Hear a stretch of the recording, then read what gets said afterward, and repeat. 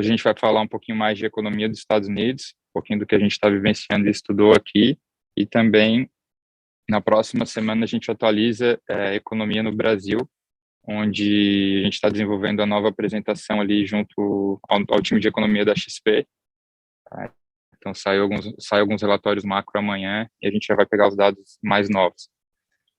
Mas então, para a gente registrar a nossa conversa aqui, né, de hoje, o foco vai ser falar um pouquinho, claro, até quando eu fiz os bullet points ali, os tópicos da conversa de hoje, a Rússia não tinha invadido a Ucrânia, né? Então tem algumas mudanças no cenário, mas eu acho que o principal continua, o foco deles aqui continua nos problemas domésticos, não só problemas, mas também às vezes até excesso de crescimento doméstico e as consequências disso, que são principalmente inflação e juros, mercado de trabalho, inflação e juros.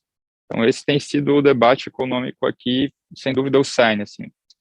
Até agora esse ponto da Rússia e da Ucrânia fica em segundo plano, mesmo nas discussões econômicas e também o que a gente vê em mercado. Então, por favor, me interrompam, é uma conversa, não é uma palestra, é um bate-papo. Por favor, vamos trocar ideia, a intenção do núcleo é essa. Me interrompam a qualquer momento aí para a gente conseguir ser mais produtivo. Estou até com o coletinho aqui, vim com o time, estou aqui com a camisa do time, estou aqui com a mochilinha da JBT, essa mochilinha está trilhando alguns caminhos aqui, vou deixar a vista da Bahia aí, ó, e passar alguns pontos hoje, então. Para a gente começar esse cenário atualizado de macro Estados Unidos, eu acho que o primeiro ponto é inflação, né? Eu acho que é o que a gente mais tem conversado no Brasil, que mais está tendo dificuldade de leitura dos mercados e a consequência disso na política econômica do Federal Reserve, aqui do Banco Central, e como que a gente está vendo essa inflação pelo que eles estão estudando aqui, perspectivas deles e na prática, né? Acho que a inflação aqui, diferente da inflação brasileira, o primeiro ponto que eu destacaria é que ela é uma inflação um pouco relativa, digamos assim, porque a nossa inflação no Brasil está pegando muito no poder de compra, a gente está perdendo muito poder de compra internacionalmente, frente a pares, mesmo pares emergentes, não vamos nem colocar aqui como pares, como bloco da União Europeia, ou Japão, ou Estados Unidos, as desenvolvidas, mas estou falando em pares emergentes, como o México, por exemplo, a gente perdeu muito poder de compra via moeda e via aumento de preços em relação às outras economias emergentes. E em próprio Brasil, internamente, né, a gente viu que os preços aumentaram sem uma correlação de aumento de salário. Então, a gente tem uma inflação efetiva, não uma inflação relativa, não é só aumento do preço dos ativos, e sim uma perda de poder de compra. E o que a gente está vendo nos Estados Unidos é que é uma inflação com aumento de poder de compra. Os preços aumentaram, mas os salários aumentaram muito. Os salários privados também aumentaram muito no Brasil. A gente vai até atualizar, a gente já tinha na apresentação anterior do núcleo, mas a gente vai atualizar. A massa salarial privada caiu desde a pandemia. Então, a gente compensou essa massa salarial via auxílio governamental, auxílio previdenciário. Oi. Porra, tá chato aí, hein, esse visual aí, cara, que é isso aí? Aí, chefe. Patamar, cara. Tu pegou o comecinho ali. A Rússia tacou lá atrás, ó, tá saindo uma fumaceira lá. Não, cara, aqui é Califórnia, a maior base naval e aérea. Estamos protegidos aqui, então estamos a postos se precisarem da gente. Mas tá show, hein? Tá um visual aí. A gente vai gravar uns já pro Insta, hein, João? Visual essa aqui a gente está no 43º andar. Essa aqui é a Gabi, ó. Essa é a Gabi que convidou a gente para entrar aqui. A Gabi está comandando o marketing aqui já da Salesforce. Eu estou no prédio da Salesforce, da desenvolvedora do nosso CRM ali. Mochilinha tu não tinhas visto antes, né? Mas mochilinha JB3 presente aqui, trilhando os caminhos. Os caras estão com 40 mil funcionários, Jorge, e um complexo gigantesco aqui em downtown de São Francisco. E tem conta PJ, lá, o Curi está perguntando se tem conta PJ, tem... A gente vai tentar abrir uma continha PJ, aqui é todo o centro financeiro ali, ó, US Bank, todo o centro financeiro deles, mas talvez eles não tenham conta no Brasil ainda, né? Vamos ver o que eles têm que diversificar. 327. Não. vou atrapalhar aí, top demais. Parabéns aí, animal. Nada. Representa a gente falar pro João fazer um vídeo contigo aí, que tá bonito aí. Boa. E Valeu. coisa linda. E a ideia é isso mesmo, pessoal. Participem aí. A gente está como convidado aqui hoje, né? A gente sabe que a tinha relembrado antes, o maior investimento de software da XP, da história dela, foi no nosso CRM, no Salesforce. A Gabi até mandou já está gravado ali, a Gabi mandou um recadinho para o pessoal antes, que a conclusão é atualizem o CRM. Essa é a conclusão da visita aqui hoje. Funciona. Então, voltando ali à lógica do cenário inflacionário, aqui é uma inflação, que eu estava conversando com a Gabi aqui antes, é uma inflação relativa, né? O poder de compra do americano não foi corroído, na verdade. A gente vê o aumento de preços, mas um aumento de salário bastante grande, e eles estão em pleno emprego. Então, acho que essas são as principais diferenças da inflação brasileira contra a inflação dos Estados Unidos.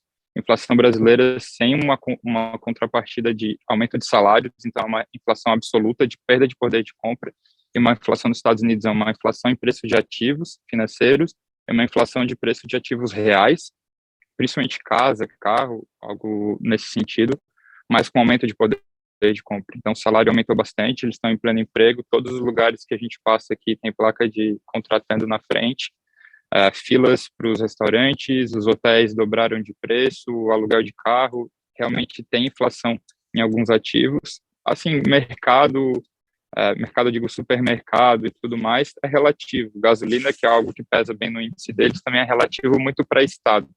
Aqui na Califórnia agora, a gasolina está perto de $5. Então, realmente aumentou bastante, mas é a gasolina mais cara dos Estados Unidos, até pela questão de modelo de negócio, imposto e cultura deles, muito carro elétrico aqui. Mas em Utah, onde a gente estava, em Nevada, a gasolina estava tipo $3, é o mesmo preço de 15 anos atrás. No Texas, que é obviamente uma ilha ali de petróleo, uma ilha no sentido de independência, né, no petróleo WTI deles lá, a gasolina está $2,90, está mais barata que há 10 anos atrás. Então, são preços que mudam muito de região para região, mas no índice em geral, média, aumentou a gasolina nos Estados Unidos. Então, a gasolina pressiona bem nesse core, e muito da parte de serviços vem reajustando o preço, mas quando a gente vê, assim, preços básicos, que seria o nosso IPCA ali, está puxando atrelado ao aumento do poder de compra. Então, tu vai num restaurante, tem fila. Às vezes tu chega num restaurante, tem fila, mas dentro tem mesa livre. Aí tu pergunta, tá, mas por que tem mesa livre e não sentam todo o pessoal? Porque não tem garçom, porque não tem gente suficiente na cozinha. Então eles estão realmente em pleno emprego, eles têm uma necessidade por funcionários assim absurda em todos os setores, desde tecnologia, indústria, como o setor de serviços, turismo, tudo. O CEO da Expedia, né, da empresa de turismo aqui dos Estados Unidos, falou recentemente que eles esperam que 2022 seja o verão de 2022 aqui, o inverno aí seja o maior da história do turismo, então os preços devem continuar aumentando de hotel, passagem aérea e tudo mais, entretenimento, claro que a gente sabe o porquê disso, mas então é isso, assim, é uma inflação, mas é uma inflação relativa, é uma inflação onde a preocupação no Brasil ela é mais, não vamos deixar ficar descontrolada e precisamos aumentar o poder de compra da população que realmente está pegando. Itens básicos, desde de passagem a alimentos, pesam mais, e aqui é uma inflação mais relativa de ativos financeiros e de preços do dia a dia, mas com poder de compra muito alto. Se for conversar com a maioria, assim, se for ver e conversar com a maioria deles, o que eles têm estudado é que a forma de conter essa inflação talvez seja um pouco diferente da do Brasil, que teve que ter um alto aumento de juros, né, abrupto aumento de juros para atrair capital, e é por isso que o dólar caiu, né, o principal motivo do dólar ter caído no Brasil é esse carry trade, que, pô, de Selic a 2 para Selic para 10,75 muda muito para o investidor internacional, então migrou bastante recurso para dentro do Brasil por isso. Já aqui, eles estão vivendo uma dicotomia de um governo democrata que acabou de assumir, que não está com uma popularidade tão alta, que a guerra da Rússia não ajudou no momento também ao governo, ao presidente ali no caso, e ele tem que tomar algumas medidas impopulares, porque aqui, se você não tiver um recado financeiro de aumento de juros bem claro e continuar esse preço de ativos financeiros aumentando e ao mesmo tempo ficar nisso em pleno emprego, a economia realmente parece estar super aquecida. diferente no Brasil, que a economia não está superaquecida, a gente tem mais o efeito pós-pandemia e um aumento de preço muito vinculado à commodity. Então, aqui o desafio do Banco Central vai ser como é que a gente vai controlar essa inflação, mas ao mesmo tempo, popularmente, politicamente, a gente precisa manter uma aprovação melhor. Então, ele não pode aumentar abruptamente a taxa de juros para não ferir os negócios, e ele está com medo de retirar toda essa rede de proteção, porque quando as pessoas que não estão trabalhando, porque ainda tem uma certa rede de welfare state, de proteção social, voltarem para o mercado, a gente vai ter mais ainda plano emprego, né? Então, é mais uma inflação relativa de aumento geral. Então, anteontem, o Biden, no discurso dele, ele falou que a gente vai tentar fazer um ajuste inflacionário sem perda de poder de compra, ele falou nesses termos, né? Sem perda de salário, não impopular. Então, esse é o maior desafio, como é que ele vai fazer isso, sem gerar uma correção econômica, como vai fazer isso? Então, parte do mercado pode ver isso como muito dovish, como muito permissivo. Então, é um risco de inflação nos Estados Unidos, é o maior debate deles aqui, como fazer essa inflação baixar e como manter esse pleno emprego. Só via taxa de juros provavelmente não vai ser o suficiente, por causa do aquecimento da economia e do mercado de trabalho. Então, esses são os desafios que a gente vai ver mais de perto, eles se restringem, tem um reflexo na taxa de juros, né, onde a gente consegue mensurar ali a mercado, explica boa parte dos movimentos de correção do S&P 500 ali nas últimas 3, 4 semanas, mas não tem um cenário catastrófico assim previsto, mais de precisamos de um plano do Banco Central e que esse plano não está bem claro no momento. Então, enquanto isso não vem bem claro qual vai ser a forma de desalavancagem da economia dos Estados Unidos, o mercado fica um pouco ansioso. E é uma desalavancagem diferente de 2001 e 2008, onde a alavancagem estava em 2001 nas empresas de tecnologia, em 2008 nos bancos, né? Agora a alavancagem é no governo. Então, quando tu estuda as empresas e abre as empresas em si, o mercado financeiro, depois de Basileia 3 ali, ele não está alavancado, os bancos estão super saudáveis, o capital privado está saudável, as empresas rolam a dívida que há um juros muito baixo, toda a alavancagem do sistema financeiro e produtivo norte-americano está dentro do Banco Central. Foi o Tesouro emprestando para o Banco Central. Então, de 2007 para cá, toda essa dívida privada virou dívida pública, desde as recompras dos títulos lá em 2008, depois todos os quantitative easing, depois toda a injeção. Então, esse montante de dívida chegando a 7, 8 trilhões de dólares aí, está dentro do Banco Central. Então, é um risco que está mais no governo do que propriamente nas empresas. As empresas não estão alavancadas assim. Por isso que a gente tem uma bolsa mais resiliente nos Estados Unidos, subindo muito bem aí os últimos 2 anos, e ao mesmo tempo a gente tem os títulos do governo não tão valorizados assim, e a gente tem um dólar não tão forte globalmente, falando em DXY aqui, né, não falando em dólar real, pelas questões internas, mas a gente não tem um dólar tão valorizado mesmo em momentos de crise.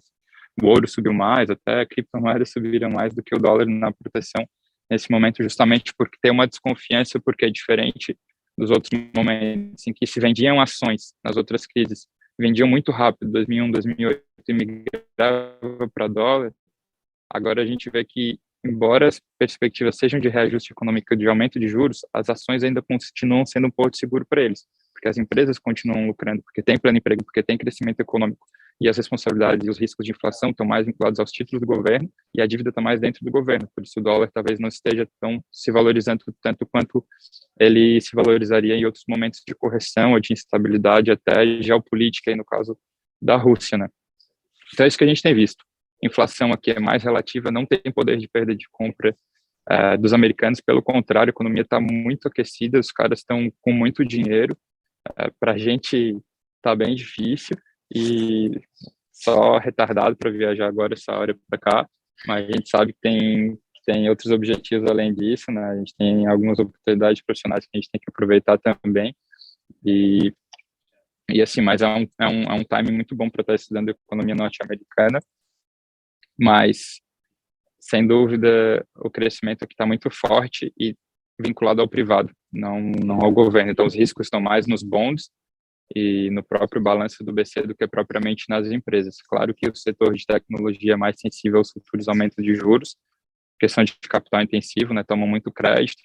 Tem uma startup aqui que eu estava vendo esses dias que eles fazem carro elétrico, que eles estão com prejuízo de 1 bilhão há 3 anos seguidos. Todo ano é 1 bilhão de prejuízo e as ações não param de crescer.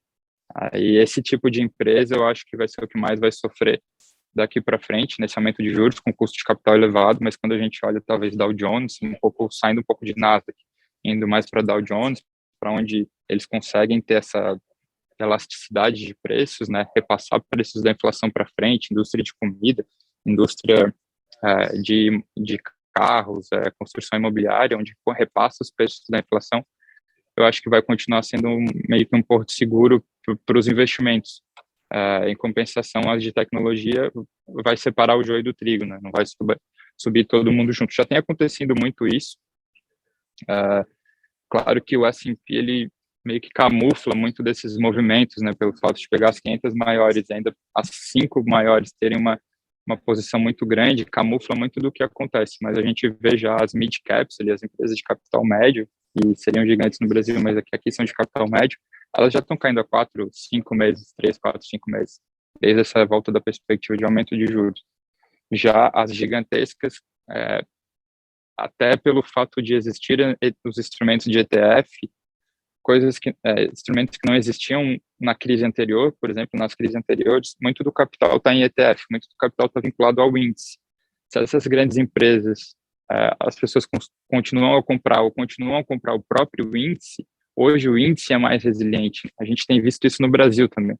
Quase todo FIA ótimo ali, perdendo do BOVA 11, do ETF, do Ibovespa. No Brasil, as carteiras dos clientes perdendo do Ibovespa. Nos Estados Unidos, as carteiras dos clientes perdendo do S&P 500. Warren Buffett não consegue bater o S&P 500, porque tem 2 motivos, né? Primeiro, esse indireto dessa concentração, dessa seleção natural ali e do peso dessas 10 camuflarem o movimento de queda já de 3, 4 meses das mid-caps. No Brasil, a gente também vê isso, grandes bancos agora recuperando um pouco, mas principalmente Petrobras e commodities disparando, as carteiras não têm essa concentração que tem como tem no índice e não anda igual. Ninguém esperava um petróleo a 110 em barril há 2 meses atrás, então é muito difícil, né, gerir FIA nesse momento. Só que os nossos clientes, a gente tem um instrumento do ETF que facilita muito a vida nesses momentos, falando com o Tremel ali no dia a dia, os clubes da JB3 ali estão ficando nota 1000, porque vai ter uma parcela alocada em ETF. O objetivo principal vai ser não perder do índice, né? Então, 60%, 70% alocados em ETF, 30%, 40% para gerar alfa, como o Tremel gosta de dizer, né? Via um método diferente. Então, eu acho que, assim, o que a gente tem visto não dá para fugir muito disso, tanto aí quanto aqui.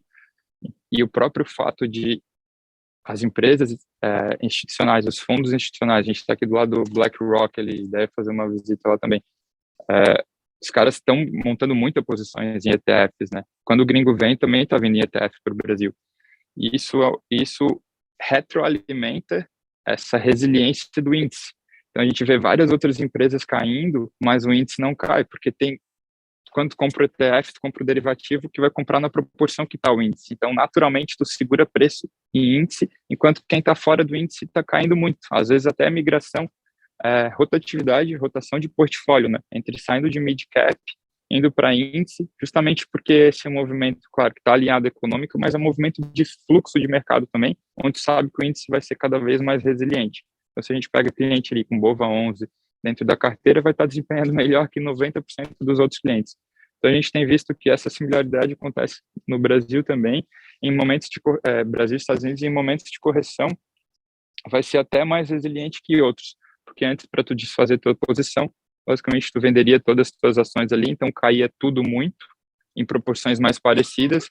Agora, tu fica com um ETF, ou senão tu vende as tuas posições menores e migra um pouco para ETF, então isso retroalimenta essa força, né, essa resistência ali do próprio ETF. Então, esse é um movimento que a gente teve. Talvez se não existissem os instrumentos dos ETFs, dos índices, investir diretamente no índice, a Bolsa dos Estados Unidos já teria corrigido mais que 20%, já teria corrigido 30%, 35%, a Bolsa do Brasil estaria bem para trás se a gente olhar a carteira dos clientes ou os FIAs, a bolsa estaria bem para trás do próprio índice.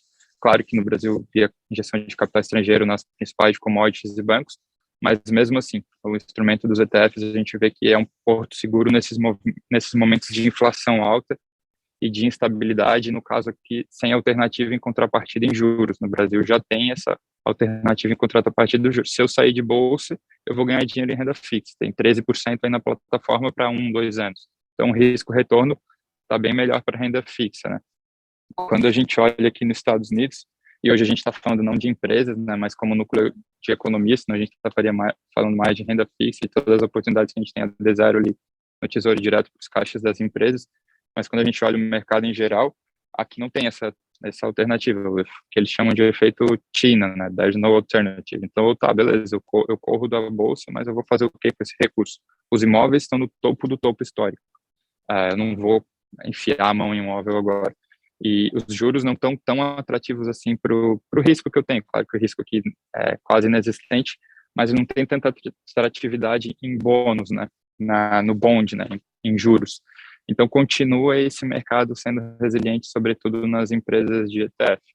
Então, poxa, quando a gente olha o longo prazo, o cliente está olhando lá para frente, uma queda de 5,80 para 5 em dólar, uma queda de 20% em S&P 500, numa economia que está crescendo muito, que está com pleno emprego, que os desafios são muito mais de desalavancagem do que perspectiva de crescimento, ainda é um porto seguro, né? A gente ter parte da carteira do cliente, a gente enxerga assim, ter parte da carteira do cliente ali alocada em internacional, diversificada em um movimento de dólar. Claro que a gente não está falando de 2, 3 meses, 6 meses, a gente está falando de movimentos mais longos.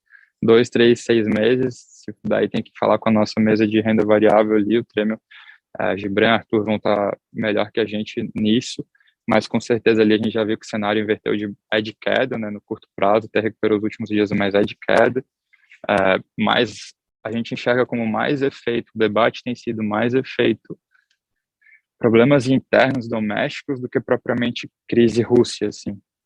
Então, os problemas domésticos se sobressaem ainda uma possível crise russa. A gente não vê precificado ao mercado uma potencial guerra mais ampla na Europa, com intervenção da OTAN e tudo mais. Então, sim, já falei bastante, né? A ideia é que a gente troque um pouco de informações. Tem alguns outros pontos aqui que eu anotei que eu acho que poderia contribuir também, mas resumindo um pouquinho, assim, as diferenças internas, né, de preços dos estados mudam bastante, sobretudo da gasolina. Então a gente tem uma inflação que não é padrão Estados Unidos. Os Estados Unidos é um continente como o Brasil, né, tem realidades diferentes, e aqui, pelo fato da legislação, imposto e característica econômica ser muito diferente e muito diversificada em estados, acaba que até a inflação fica relativa de um estado para outro, principalmente pelo preço dos combustíveis. Então, tipo, Califórnia está muito mais caro que Texas, ou que Utah, ou que alguns outros estados com menos indústria de tecnologia e menos plano emprego como aqui. Há uma inflação relativa por ter aumento do poder de compra, os negócios estão voando aqui, a gente vê tudo muito cheio. Claro que em valuation, várias ações assim acima do preço, mas a gente já vê corrigir, principalmente fora do índice. Uma bolha, se a gente fosse chamar de bolha de crédito e de dívida, ela passou de 2001 e 2008 do setor privado para o setor público. É uma batata quente, na verdade, né, que o governo está na mão desde Bush, começou com Bush 2, depois Obama 1 e 2, depois Trump e agora Biden. É uma batata quente que ninguém quer corrigir, balanço do Banco Central que precisa ser desalavancado, juros que precisa ser aumentado, ninguém quis fazer, ninguém quer fazer isso porque é uma medida impopular, como várias que a gente vê isso no Brasil, né, recorrente para a gente, mas parece que, assim, não vai ter como o Biden arrastar isso por 4 anos, né, até por questões geopolíticas de preço do petróleo está aumentando, ele vai ter que liberar, já anunciou que vai liberar 30% das reservas dos Estados Unidos aqui em petróleo que eles não usam, né, para tentar baixar o preço do barril, ficar menos dependente da OPEP, onde a Rússia tem uma influência absurda. Então, parece que alguns ajustes vão ter que ser feitos dentro do governo Biden. Então, é por isso que o mercado também já corrige um pouco, mas ainda espera talvez mais juros, mais juros para fazer essa transição. Diferente do Brasil, aqui não subiu tanto o pagamento dos bondes de 10 anos, por exemplo. É maior dos últimos 2, 3 anos, mas ainda é aquém daquilo que pode. Então, talvez esse risco-retorno para os bancos de investimento, para os investidores, ainda não seja tão favorável de sair de índice e ir para tesouro pelo que o tesouro está pagando, está perdendo da inflação, né? Continua rolando a juros real negativo. No Brasil já estamos rolando a juros real positivo, já Selic acima da inflação, e essa é a perspectiva para os próximos trimestres. Isso faz diferença bastante na realocação ali de capital. Biden está tendo uma aprovação baixa, eu acho que ele foi eleito, pelo que a gente sente aqui, pelo que a gente tem lido e visto, né, foi eleito muito um voto anti-Trump, assim, um voto mais de união. Ele continuou com esse discurso, mas aconteceu uma crise geopolítica aí muito antes do que ele esperava, de que qualquer um esperava. Então, a liderança dele está sendo um pouco testada, e ao mesmo tempo que ela está sendo testada geopoliticamente, ela está sendo testada internamente. Então, a parte de oposição aqui aproveita para capitalizar isso, tem batido muito em inflação, capa de jornal, CNN, Fox News, tudo fala muito de inflação do Biden. Mas a inflação do Biden que assumiu faz um ano o governo, então uma inflação que ela já veio antes, né, uma inflação que ela foi alimentada também pelas políticas econômicas do Banco Central na época da pandemia, tinha injeção de dinheiro tanto nos bancos via ativos financeiros, como dessa vez para a população, né? Não foi só Banco Central, foi fiscal também, não foi só uma expansão monetária, foi uma expansão fiscal. Então, foi dinheiro injetado nas famílias, não só no mercado financeiro, por isso inflacionou um pouco mais. E é esse tipo de política que eles estão tirando agora. Mas o Biden lida ali com uma dicotomia que foi eleito com um discurso de união, de voltar a olhar mais para as classes mais baixas, voltar à oportunidade. Então, o principal plano do governo dele é esse plano de infraestrutura, recorde. Todo dia no jornal eles falam isso, é isso que tem se debatido em todos os corredores.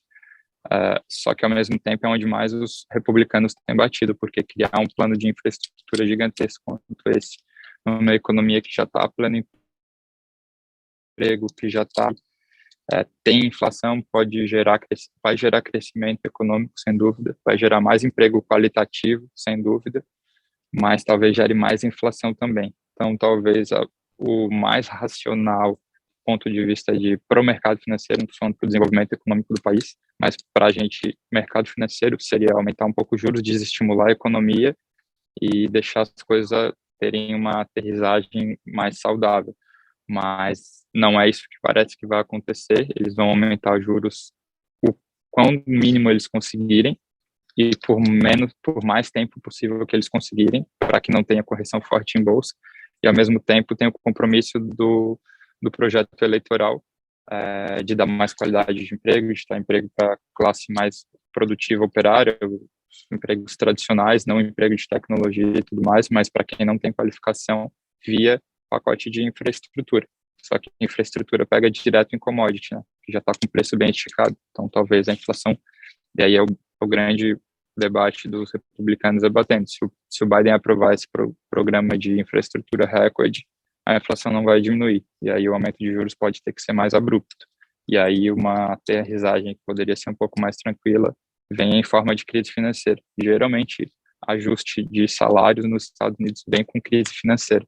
A gente não tem uma crise financeira desde 2008, a gente, de certo momento, de certa forma, pode estar lendo como um final de ciclo de crescimento de uma década praticamente aí, de 2012 a 2022, mas não, a política econômica tem sido mais expansionista. Então, é complicado, assim, né? Mais para governo, mais para bonde e dólar do que propriamente para empresa. Porque mesmo com o plano de infraestrutura, a perspectiva é de que mais empresas sejam contratadas, né? Eles não vão fazer tudo via estatal aqui, quase nunca fazem. Então, o recurso é estatal, mas via empresas privadas. Então, a bolsa continua sendo uma alternativa, principalmente vinculado ao índice. Trazendo um pouco para a nossa realidade aqui, também de business, de modelo de negócio, acho que assim, o modelo de negócio da XP está muito alinhado ao que culturalmente tem sido implantado aqui, desde rotina de trabalho, E, por exemplo, estava conversando aqui com a Gabi, eles têm 40 mil funcionários. Provavelmente eu não estaria nessa mesona aqui, sentado na ponta, né? num andar que está bem tranquilo aqui, há 2 anos atrás. Então, eles têm uma estrutura física gigantesca que talvez não estejam usando na sua capacidade total. Provavelmente passa a ser mais um investimento imobiliário do que necessariamente uma necessidade de estrutura física. Então, aqui parece que a XP está muito alinhada ao que fazem as empresas de tecnologia aqui, cada vez mais digitalização de todos os fluxos, né? Gabi trabalha no marketing, que ela estava contando que do que eles têm mais implantado é esse marketing mais customizado para o cliente. A gente até conversou que geralmente os modelos de negócio, se a gente for pensar, né, quem que é o nosso cliente médio ali? Nosso cliente médio tem um ticket de R$1 milhão, R$600 mil, e a gente tem algumas características ali, mas na verdade, quando a gente vai entrar na especificidade disso, não existe uma média de cliente padrão comportamental, onde a gente vai conseguir ser assertivo, onde o assessor ele vai se especializar justamente naquilo. Na verdade, nós somos todos aleatórios, né? Nossos clientes são todos aleatórios, é uma PJ de 100 milhões, é uma PJ de 500 mil, uma PF de 100 mil, é uma PF de 20 milhões.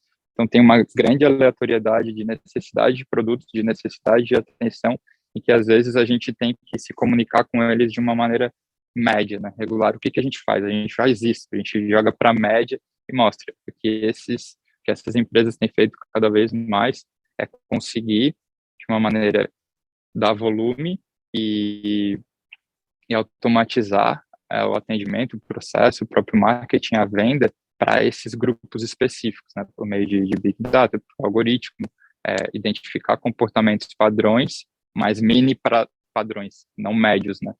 Então, por exemplo, empresas, eu acho que isso está muito alinhado ao que a gente desenvolveu ali dentro da JB3, que é ter área específica de empresas, dentro da área específica de empresas, ter segmentos de faturamento até 10 milhões, 20 a 30, 50, mais de 100, ter a parte de planejamento patrimonial, dentro da parte de planejamento patrimonial, a gente que vai para asset diretamente, gestão de carteira, ou fundo exclusivo, o que vai para consultoria, porque está num momento diferente, na parte de seguros, né? Seguros para proteger patrimônio de empresas, sucessório, é um seguro de vida tradicional. Então, acho que essa especificação de modelos de negócio que a gente fez dentro da JB3, com as áreas, elas vão total encontro do que tem acontecido nessas empresas de tecnologia e que conseguem crescer num cenário mais adverso, né? Não enfrentam tantas crises e rotatividades dessa média, porque tá mais específico e com isso o assessor ele consegue ter mais dinamismo para o atendimento, né? Poxa, hoje o Cury levantou uma demanda de antecipação de recebível. Ou dentro da área de empresas, a gente já sabe quem vai falar de antecipação de recebíveis. Há pouco tempo atrás, a gente não conseguiria ter isso. A gente traria para a média e talvez nem conseguisse atender o cliente. Então, acho que a gente está desenvolvendo algo que é bem certo e que às vezes está até um pouco à frente do que a gente encontra no mercado, principalmente na nossa região, em Santa Catarina e Rio Grande do Sul, e agora, claro, a gente entrando em São Paulo, o jogo muda um pouco, mas eu acho que essa estrutura vai bem ao encontro, assim, a gente poder depois ter um marketing mais ativo, ter uma venda mais ativa nesse momento de transição mais para o comercial que a gente está, usando esses mini conglomerado de padrão de clientes, né, não tendo a média. Então, a gente tem visto muito aqui, é algo que a gente já sabe na teoria como funciona, mas que as empresas que estão conseguindo aplicar isso na prática estão voando muito. Então, daqui a pouco a gente não vai mais divulgar só investimento, mas a gente vai poder direcionar para aquele tipo de cliente que a gente já mapeou o perfil, aquilo que ele está mais precisando, por um padrão. Sei lá, o cliente tem 40 anos, é médico, eu não vou falar para ele necessariamente de fundo de tesouro direto com liquidez, eu vou falar para ele de planejamento patrimonial, de seguro, enfim. Então, depois a gente identificar, e tem vários softwares hoje que não são caros, que são acessíveis, que conseguem identificar essas oportunidades dentro da nossa própria base de clientes para que a gente dispare essas oportunidades para outros potenciais clientes da rede mapeada, né? e eu acho que já o nosso marketing já está tendo um olhar mais assim, né, ver como ter de meta, eu tive acesso ali um pouco que o Giga, do que o João também, do Jorge, estão planejando para a área, de ser mais cross-sell, de conversar o cliente entre as áreas, e eu acho que pode ir além disso, pode não só conversar o cliente interno, quando pode abordar diretamente o cliente externo de uma maneira mais assertiva do que o que os concorrentes às vezes fazem, de manter na média lá, de, se ele subiu, o que faz, se ele caiu, o que faz. Realmente deixar de ser só o investimento médio e adentrar nas especificidades dos clientes, que é onde os caras têm mais investido, desde o privado aqui para o produto até a eleição, né? Os caras ganham uma eleição, assim, a nossa eleição provavelmente desse ano vai ser muito assim, os grupos de WhatsApp lá, com muito algoritmo disso, desde isso a tudo, né? Se sabe o colégio que o seu filho estuda, já sabe o tipo de informação que você vai ser mais assertivo para te mandar. Então, não tem volta. Cada vez mais isso, eu acho que a gente tem que estar dentro também e aproveitar as oportunidades para gerar negócios para os nossos clientes e fidelizar aqueles que estão dentro, né?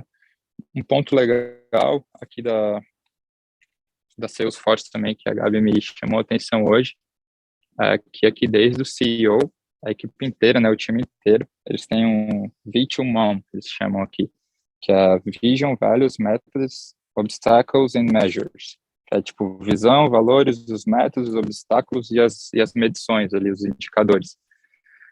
O CEO preenche isso dele, porque ele acha que a empresa tem que fazer, depois o CFO, e depois vai indo para toda a diretoria, todas as áreas, até chegar na equipe inteira, e cada um vai fazendo esse seu playbook ali, esses seus pilares de, como é que eu posso chamar? Um guia para o ano, tipo um planejamento estratégico anual, né? O CEO faz, alinhado aos objetivos do conselho, logicamente, dos acionistas, dos sócios, depois CFO, e todo mundo vai fazendo, sendo resultado do outro, e complementando com o que pode fazer na sua área. Então, tem um planejamento estratégico, tem um norte, todo mundo vai criando esse documento, é uma boa prática que talvez a gente consiga aprender um pouquinho depois aqui com a Gabi e repassar para a JB3. Mas, por exemplo, quando a Gabi vai desenvolver algo no trabalho dela novo, vai criar algum produto ou algum relacionamento com um cliente novo e ela precisa de uma ajuda de outra área, ela já vai ter acesso a isso de todo mundo e ela vai saber quem está mais alinhado aos valores, à visão, até aos objetivos daquele ano, então onde está concentrada o esforço daquela área naquele ano para conseguir parceiros para desenvolver. Claro que a gente está falando de uma empresa de 40 mil funcionários, mas nós somos quase 80 já dentro da JB3.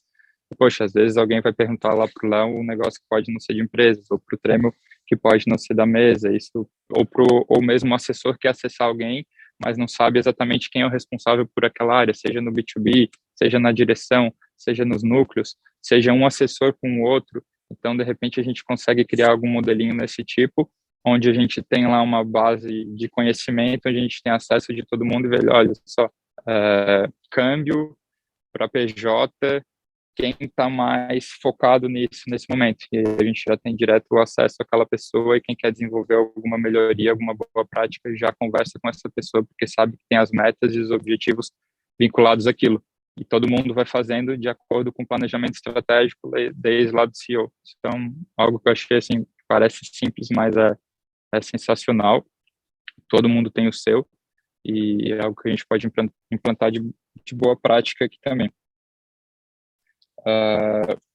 Acho que em geral era isso, assim, eu foco muito na interpretação desse cenário inflacionário, algo que a gente já conhece no Brasil, mas que talvez o que mais tenha chamado a atenção para a gente aqui é essa diferença entre inflação relativa, porque o poder de compra aumentou muito, de uma inflação absoluta no Brasil, onde a gente tem perda de poder de compra. Então, não tem nenhuma perda de poderio econômico nos Estados Unidos, na verdade, pode ter algum tipo de perda em participação do comércio internacional, com maior amplitude da China, em comércio, em volume de commodities e tudo mais. Mas quando a gente vê crescimento econômico privado, principalmente privado, né, o dinheiro não vai para a China para investir em empresa privada, vai para realmente fazer uma planta industrial, mas a mercado financeiro vai muito pouco. Quando a gente vê empresa privada, lucro de empresa privada, não tem muita perspectiva de correção forte. Talvez alguma coisa em tecnologia, nessas que estão mais alavancadas, que necessitam de capital porque dão prejuízo, mas quando a gente olha Dow Jones, quando a gente lê e escuta os investidores mais experientes, ainda o bonde de juros não é o suficiente para acabar com a resiliência do S&P e essa própria questão do ETF sendo diferente de outras crises anteriores, onde as ações caíam em bloco, em massa, e agora o índice meio que camufla essas correções. No Brasil, pela questão dos investidores internacionais e commodities, e aqui pela resiliência dessas empresas que têm um lucro muito alto e a participação que elas têm no próprio ETF e a quantidade de dinheiro no própria participação no índice e a quantidade de dinheiro que é comprado via ETF, né, nos fundos, que é mais fácil de alocar, às vezes, do que propriamente fazer um portfólio lá com 20, 30 ações e perder do índice. Então, em geral, é isso. Os problemas continuam mais domésticos do que internacionais. Os Estados Unidos, não, no dia a dia, assim, não tem se preocupado tanto com uma potencial crise na Rússia, digamos que não está em preço isso no mercado, não está no primeiro radar, o primeiro radar é juros e inflação. Outro ponto de Covid é que, experiência própria, assim,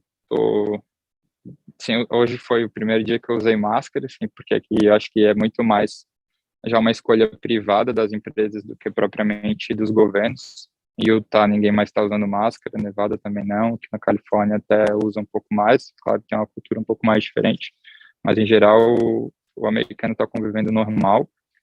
Aqui para Salesforce a gente tem que fazer até teste para entrar, mas também é uma empresa gigantesca, né, e saindo do home office, muita gente circula aqui no dia a dia, então é totalmente diferente, mas também faz o teste ali, ficou pronto em meia hora e a gente estava liberado aqui dentro. Então, em geral, assim, Covid não está no radar deles, não, acho que não vai influenciar mais muito a economia dos Estados Unidos. Está bem mais flexível que no Brasil já, a questão de uso de máscaras e tudo mais. Praticamente, minha experiência, não existe Covid aqui. Essa é a minha percepção. Na Califórnia, São Francisco, um pouco mais, mas em alguns outros lugares que a gente passou ali, meio que o povo largou um pouco de mão. Assim. Quem quer se vacinar, se vacina. Quem quer usar máscara usa, eles recomendam, assim, na entrada dos lugares recomendam, mas não obrigam, a grande maioria não obriga mais. E alguns estados já liberaram, né, o uso de máscara não é mais obrigatório, aqui na Califórnia, teoricamente na prática não tanto, mas está para sair essa semana a liberação do governador também desobrigando o uso das máscaras. Mas, claro, o evento e tudo mais, eles testam, e alguns outros lugares exigem um comprovante de vacinação, mas é aquilo tipo, tens o comprovante? Tem, olha o celular assim, o cara olha de longe, não, fechou. Se fosse um QR Code do supermercado ali, ele ia estar lá, não, fechou, não, nem vê direito o que é. Então, provável que a gente tenha uma flexibilização aí no Brasil também, até porque inverno aqui é quando tende a ser pior o pico, então começa a diminuir um pouquinho mais, então não acredito que tenha para o mercado financeiro daqui receios de novas ondas de Covid nesse momento, também não está no preço. Em geral é isso, pessoal, nossa primeira conversa do núcleo de economia e mercado. A gente vai fazer uma na próxima semana, daí trazendo o PDF em si, a apresentação pronta, junto com a XP, desse cenário macro internacional, e daí especificamente mais entrando em juros, em bolsa, IM ali, e abriu portas para a gente aqui, a gente fica bem feliz de estar conhecendo o prédio, e é isso. A Gabi é de Floripa também, então pedi para ela dar um recado final aí pro pessoal e agradecer. Valeu, Gabi, obrigado. Vai no freestyle aí que eu sei que tu manda bem. Então, gente, estão convidados para vir aqui conhecer a Salesforce. Muito legal. O Léo vai contando sobre trilhar aqui sozinha. Até a gente vai ter um evento, se eu não me engano, na semana que vem, Gabi, prestigiando justamente mulheres dependentes, vencedores, tudo mais, algo mais social, institucional ali da empresa. De repente eu consigo botar a Gabi junto, foi para cá sozinha, conseguiu trabalhar, green card, tudo mais, pelas próprias empresas pedindo, onde ela trabalhou aqui. Então, sem dúvida, tem algo a contribuir sempre para a gente. A Salesforce aqui é uma potência, é legal a gente ter essa ferramenta. Demais é isso, por favor, algum comentário aí. É isso, galera. Obrigadão aí, vai ficar gravado, depois provavelmente a gente vai botar lá no Finesses, e a gente pode mandar aos nossos clientes também. Uma forma de a gente dar uma assessoria um pouquinho diferente e apresentar o núcleo de economia e negócios, algo que a gente pode estar levando depois para dentro das empresas, para os próprios clientes, pessoa física também, e daí, claro, com aquela apresentação e aquele PDF atualizado nosso. Obrigado pela presença aí, obrigado, João, e obrigado, principalmente a Isa ali, por ter me ajudado no agendamento, em toda a estrutura ali para a gente fazer a vídeo. Valeu, pessoal, um abração.